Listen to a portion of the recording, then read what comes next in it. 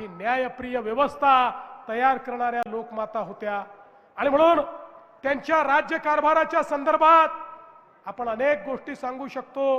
मध्यंतरीच्या काळामध्ये त्यांच्या 300व्या जयंतीच्या निमित्ताने या ठिकाणी आपण एक अतिशय सुंदर अशा प्रकारचं एक फोटो बुक तयार केलं, ज्याच्यामध्ये सुंदर असे त्यांच्या इतिहासाचे फोटोग्राफ आणि त्याचा इतिहास लिहिला।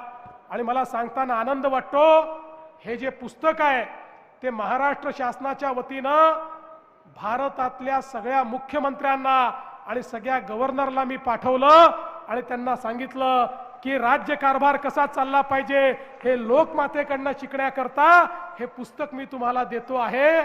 आणि खऱ्या अर्थानं चोंडीचा विकास आराखडा, आज अण्णासाहेब डांगे या ठिकाणी आहेत।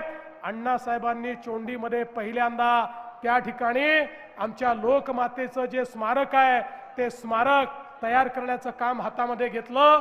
आता एक मोठा आराखडा आपण तिथे करतोय आणि त्यांच्या या जन्मशताब्दीच्या निमित्ताने आपण त्यांनी जे बावड्या तयार केल्या, जे तलाव तयार केले, त्या ठिकाणी जे मंदिरं तयार केली, या सगळ्यांचं पुनरुज्जीवन करण्याचं काम आता आपल्या हातामध्ये घेतलेलं आहे। देश विदेशातील प्रत्येक घडामोडींचे लाईव्ह अपडेट मिळवण्यासाठी आता साम टीव्हीच्या सर्व सोशल मीडिया प्लॅटफॉर्मला लाईक, फॉलो आणि सबस्क्राईब करा।